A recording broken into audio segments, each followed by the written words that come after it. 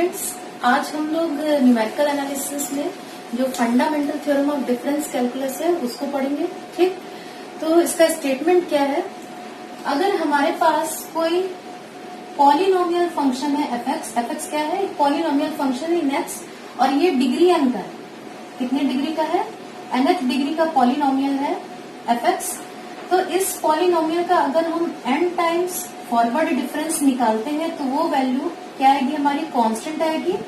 और n+1 times या उससे ज्यादा बार अगर हम फॉरवर्ड डिफरेंस निकालते हैं एफ का तो वो वैल्यू हमारी क्या होगी? 0 होगी। ठीक, तो कोई भी पॉलिनोमियल फंक्शन जो n डिग्री का है उसका n बार फॉरवर्ड डिफरेंस निकालेंगे तो वैल्यू कांस्टेंट, और n+1 टाइम या उससे हायर ऑर्डर का फॉरवर्ड डिफरेंस निकालेंगे तो वैल्यू हमारी 0 आएगी। इस रिजल्ट को प्रूव करने से पहले हम एक रिजल्ट देखेंगे डिफरेंशियल कैलकुलस का, जो आप लोग पहले से जिससे फेमिलियर है। ठीक, तो उससे रिलेट करेंगे तो आपको ये जो थ्योरम है वो इजीली समझ में आ जाएगी।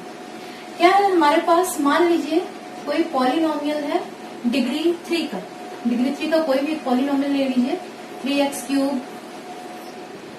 + 2x² + x + 1। ठीक, अब इसका क्या करते हैं? हम डिफरेंशिएशन करते हैं विथ रेस्पेक्ट टू x। ठीक, तो डिफरेंशिएशन जब एक बार किया हमने तो मिला 3 × 3 यानी 9x² + 4x + 1। ठीक, एक बार फिर डिफरेंशिएशन किया विथ रेस्पेक्ट टू x तो हमें मिलेगा d²/dx² fx = 18x + 4। और फिर एक बार अगर हमने डिफरेंशिएशन किया तो d³/dx³ fx की वैल्यू हमारी आएगी 18, जो कि हमें पता है कि एक कांस्टेंट नंबर। ठीक, अब इसे अगर हम आगे और डिफरेंशिएट करते हैं, 4 टाइम्स अगर डिफरेंशिएशन fx का निकालते हैं तो हमें पता है वैल्यू 0 होती है। 5 टाइम्स डिफरेंशिएशन अगर करते हैं तो भी वैल्यू क्या होगी? तो भी वैल्यू हमारी 0 होगी। और इससे हायर ऑर्डर का अगर हम डिफरेंशिएशन करते हैं fx का तब भी वैल्यू हमारी क्या होगी? 0। ओके, अब एक सेकेंड डिग्री का पॉलिनोमियल हम लेते हैं। कोई भी एक सेकेंड डिग्री का पॉलिनोमियल लेते हैं, 2x² + x + 3 मान लीजिए ले लिया, यहाँ 4x ले लिया। कोई भी पॉलिनोमियल आप ले सकते हैं सेकेंड डिग्री का। अब इसको एक बार डिफरेंशिएट करते हैं हम d/dx fx, तो आपको पता है वैल्यू आएगी 4x + 4। ओके, एक बार और डिफरेंशिएट करते हैं तो हमें वैल्यू मिलेगी 4, यानी ये वैल्यू क्या हो गई? हमारी कांस्टेंट। और इससे हायर ऑर्डर का डिफरेंशिएशन जब करते हैं d³/dx³ या इससे भी हायर ऑर्डर का अगर डिफरेंशिएशन करते हैं 4 टाइम डिफरेंशिएशन तो हमें पता है कि वैल्यू क्या मिलेगी? 0। यानी कहने का मतलब है कि डिफरेंशियल कैलकुलस में हमने देखा हुआ है कि अगर कोई भी पॉलिनोमियल जितनी डिग्री का है उतने टाइम्स अगर हम उसका डिफरेंशिएशन करते हैं, जैसे यहाँ पर मान लीजिए हम लोग लिख लेते हैं जो हमारा रिजल्ट है, ये हमने सेकंड ऑर्डर थर्ड ऑर्डर के लिए लिया। अब मान लेते हैं एफ क्या है? Polynomial of degree n। ठीक, तो ये नोन रिजल्ट है आपके डिफरेंशियल कैलकुलस का कि अगर हम इसे n टाइम डिफरेंशिएट करते हैं तो हमारी वैल्यू जो है वो कोई कांस्टेंट नंबर आएगा, और उससे ज्यादा टाइम डिफरेंशिएट करते हैं अगर तो वैल्यू क्या आएगी? ये वैल्यू 0 है। जैसे यहाँ पर 3 ऑर्डर का हमारा पॉलिनोमियल था तो 3 बार डिफरेंशिएशन किया तो कांस्टेंट वैल्यू, उससे ज्यादा पे वैल्यू 0। इसी तरह सेकंड ऑर्डर का हमारा पॉलिनोमियल है तो इसे 2 बार डिफरेंशिएट किया तो वैल्यू कांस्टेंट और उससे ज्यादा बार 0। इन जनरल अगर पॉलिनोमियल n डिग्री का है तो n बार डिफरेंशिएशन करेंगे तो कांस्टेंट, और उससे ज्यादा टाइम्स अगर करते हैं तो वैल्यू क्या होगी? 0 होगी। ये रिजल्ट आपका बहुत अच्छे से पढ़ा हुआ है डिफरेंशियल कैलकुलस में। देखिए, इसी से मिलता जुलता सिमिलर या एनालॉगस रिजल्ट ही है ये हमारा fundamental theorem of difference calculus, जो सेम वही बात कहता है कि fx अगर पॉलिनोमियल है डिग्री n का इन x, तो अगर n टाइम फॉरवर्ड डिफरेंस करेंगे तो वैल्यू कांस्टेंट, और n+1 टाइम फॉरवर्ड डिफरेंस करेंगे तो वैल्यू 0, और उससे higher order difference forward difference पे भी वैल्यू 0। ठीक, तो यहाँ पर आप देखेंगे ये जो डिफरेंशियल ऑपरेटर हमारा है d/dx डिफरेंशियल कैलकुलस का, वो और जो फॉरवर्ड डिफरेंस ऑपरेटर है हमारा न्यूमेरिकल एनालिसिस का।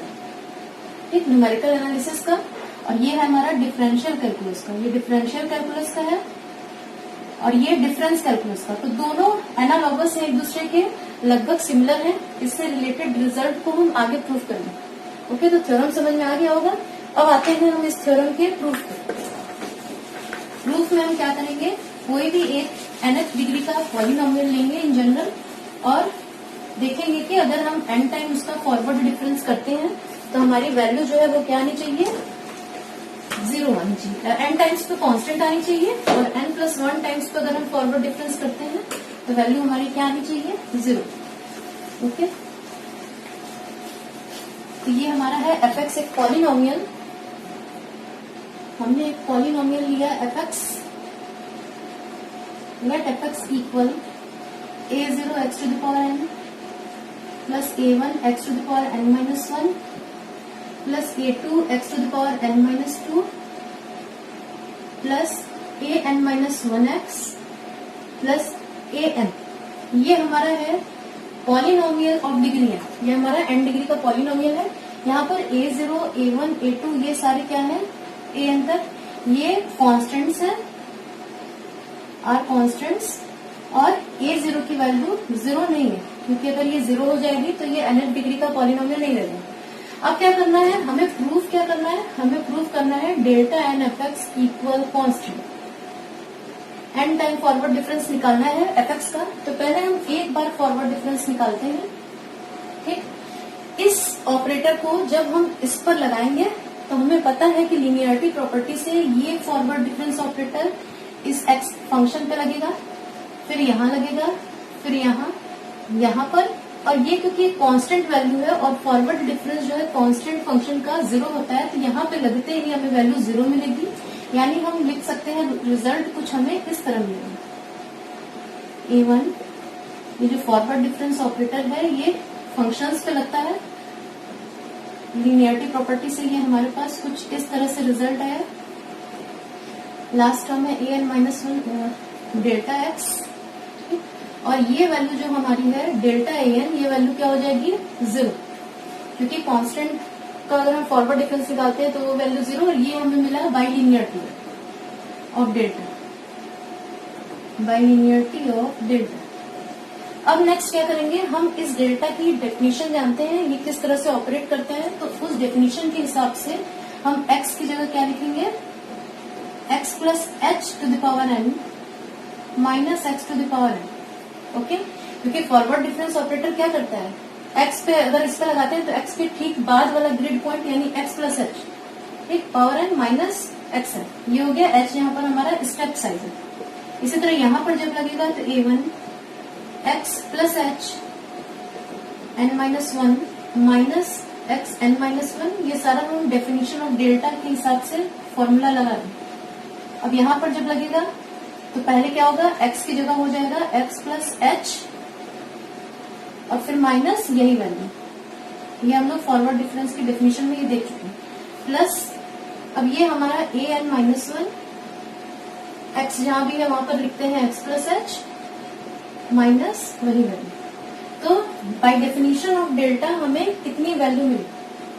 ठीक, अब क्या करेंगे, हम बायनोमियली एक्सपेंड करेंगे इसको, इस टर्म को, और यहाँ पर तो हमारा एक्स एक्स कैंसिल होके एच बचेगा। तो बायनोमियली एक्सपेंड करने पे इसे हमें क्या मिलेगा, a0, पहले इसे एक्सपेंड करते हैं, तो बायनोमियली जब एक्सपेंड करेंगे तो पहले मिलेगा x पावर n, अभी इसे एक्सपेंड कर रहे हैं binomially, plus nc1 x to the power n-1 h, इसका एक एक पावर घटता जाएगा और इसका एक एक पावर बढ़ता जाएगा, plus nc2 x to the power n-2 h square, plus last में हमारा आएगा hn। ये तो पूरा इसको बायनोमियली हमने एक्सपेंड किया, ये टर्म छोड़ के ये इसका पूरा बायनोमियली एक्सपेंड हमने किया, तो हमें ये जो हमने लिखा पूरा नीचे ये मिला। लास्ट में इसके बाद बाहर है माइनस एक्स पावर n, तो ये हमारा पूरा ये टर्म जो है इसकी वैल्यू पूरी हमने यहाँ लिखी।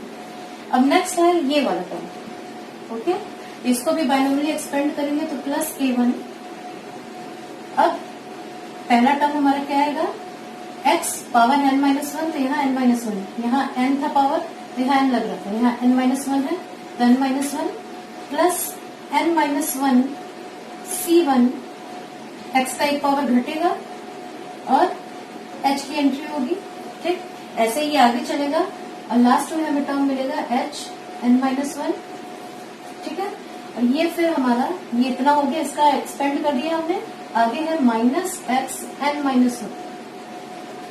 ठीक, तो ये वाला टर्म पूरा हो गया हमारा, ये वाला टर्म पूरा हो गया, प्लस इस टर्म को भी ऐसे ही लिख सकते हैं, तो इसे मैं नहीं लिखूंगी, मैं लास्ट में इस टर्म को लिखूंगी, प्लस डैश डैश डैश ए एन माइनस वन, और यहाँ एक्स एक्स कैंसिल होगा और बचेगा केवल एच। ओके, तो इतना हमारे पास बचा। एक बार इसको देख लेंगे, बस बायनोमियली एक्सपेंड किया है हमने हर टर्म को। ठीक, अब देखिए ये वाले टर्म में देखिए ये एक्सएन और ये एक्सएन दोनों सब्ट्रैक्ट हो जाएंगे। इसी तरह इसमें एक्सएन माइनस वन ये दोनों सब्ट्रैक्ट हो जाएंगे। तो हम देखते हैं हमारे पास आखिर क्या बचता है। जो टर्म्स बचेंगे उसे फिर हम लोग लिख लेते हैं। तो देखते हैं हमारे पास बचता है डेल्टा एफ एक्स इक्वल्स, पहले हमारा बचा ये ए जीरो हमारे पास है। ठीक, यहाँ से एक्सएन और एक्सएन कैंसिल हो गया, तो यहाँ से टर्म बचे हैं हमारे n C one x to the power n minus one h, ये टर्म बचा, plus n C two x to the power n minus two h square, plus last में है एच एन। ठीक, तो ये हमारा ये फर्स्ट वाले टर्म से पूरा इतना बचा। अब नेक्स्ट आते हैं ये वाले में, तो a1, ठीक, यहाँ xn माइनस वन हमारा कैंसिल हो गया, तो बचेगा हमारे पास n minus one c1 x n minus two h plus h n minus one. ठीक, ये भी हो गया, और लास्ट में हमारा है a n minus one h। Okay, ठीक, अब क्या करेंगे हम इसे x के डिक्रीजिंग पावर के फॉर्म में लिखेंगे। तो x की डिक्रीजिंग पावर यानी सबसे पहले x का जो सबसे बड़ा पावर है, तो हमें दिख रहा है x n माइनस वन सबसे बड़ा पावर है, और वो केवल यही आ रहा है और किसी टर्म में नहीं है। तो सबसे पहला टर्म हमारा होगा a zero n C one x h x n minus, ये हमने लिख दिया। ठीक, अब एक्स एन माइनस वन के तुरंत बाद से एक छोटा जो टर्म पावर आएगा एक्स का, वो होगा एक्स एन माइनस टू।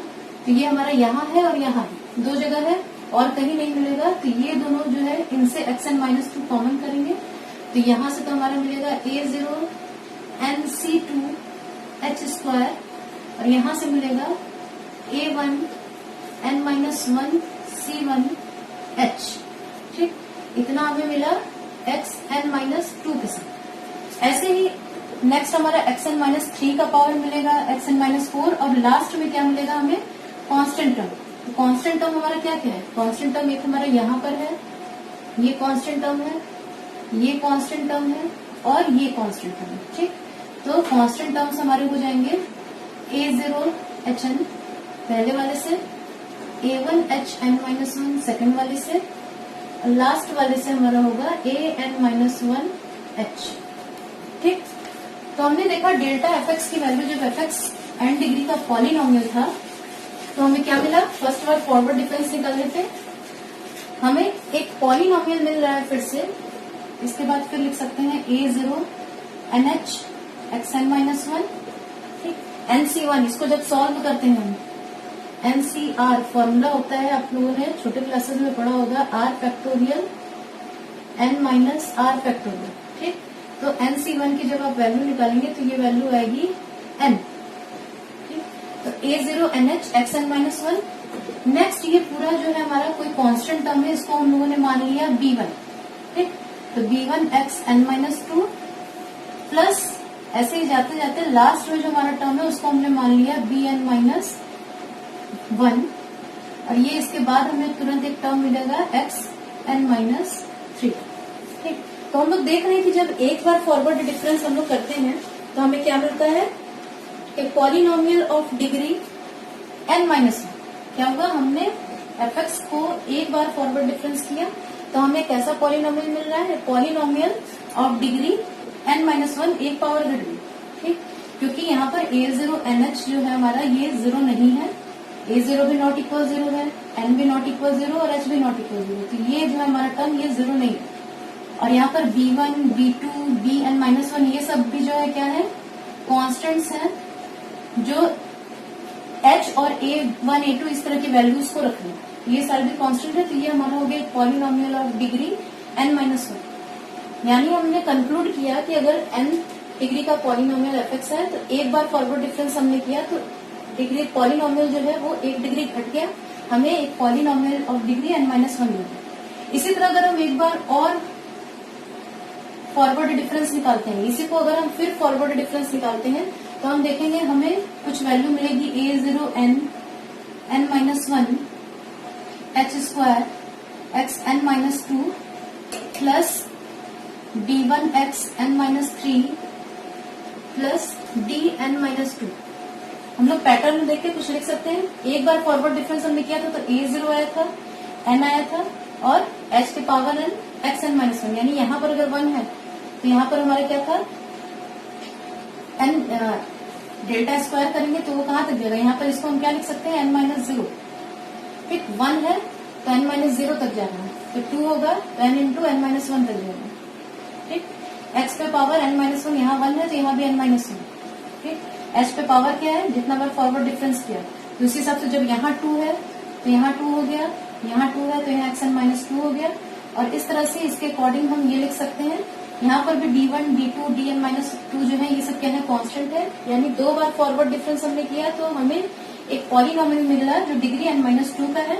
और सिमिलरली ऐसे ही अगर हम n टाइम्स फॉरवर्ड डिफरेंस करेंगे, अगर इसी को हम n टाइम फॉरवर्ड डिफरेंस करते हैं तो हमें क्या मिलेगा a0 n। देखिए यहाँ पर जो है, जैसे यहाँ पर 2 है तो हम स्टार्ट करेंगे n से और कहाँ तक जाएगा n-1 तक। ठीक, तो ये हमारा जब 1 था तो n-0 तक गया, जब यहाँ पर 2 है तो n से स्टार्ट करके n-1 तक गया, और n है तो a0 n n-1 n-2 और ये लास्ट में 3 इंटू 2 इंटू 1 यहाँ तक गया। h पे क्या है, जब एक बार फॉरवर्ड डिफरेंस था तो h पे पावर 1, 2 बार फॉरवर्ड डिफरेंस तो h पे पावर 2, n बार फॉरवर्ड डिफरेंस तो h पे पावर n हो गया हमारा। जब एक बार फॉरवर्ड डिफरेंस था तो x पे पावर n-1, 2 बार फॉरवर्ड डिफरेंस था तो x पे पावर n-2, तो n टाइम फॉरवर्ड डिफरेंस है तो x to the power n-n, हमारा ये हो जाएगा। ओके, इसी को हम लिख सकते हैं डेल्टा n f(x) इक्वल्स, यानी इसे हम फाइनली लिख सकते हैं delta n f(x) equal a0 n factorial h to the power n which is a constant. ये हमारा प्रूव हो गया कि अगर f(x) पॉलिनोमियल है n डिग्री का और उसे n बार फॉरवर्ड डिफरेंस हमने किया तो हमें क्या वैल्यू मिली, कांस्टेंट वैल्यू मिली। ठीक, अब इसे अगर एक बार और फॉरवर्ड डिफरेंस निकालते हैं इसका तो क्या इसको किस तरह से लिख सकते हैं हम, delta of delta n f(x) यानी डेल्टा ऑफ कांस्टेंट, और हमें पता है forward difference of a constant function is 0। Okay, तो हमारा थ्योरम प्रूव हो गया कि डेल्टा n f(x) जो है वो उसकी वैल्यू क्या हो गई हमारी कांस्टेंट, और डेल्टा n+1 f(x) इसकी वैल्यू हमारी क्या हो गई 0। और इससे हायर ऑर्डर के लिए जब हम फॉरवर्ड डिफरेंस निकालेंगे तब भी हमें वैल्यूज क्या मिलेंगी 0। एक बात यहाँ पर नोट करिएगा, ये फॉर्मूला की तरह हमारा यूज होगा।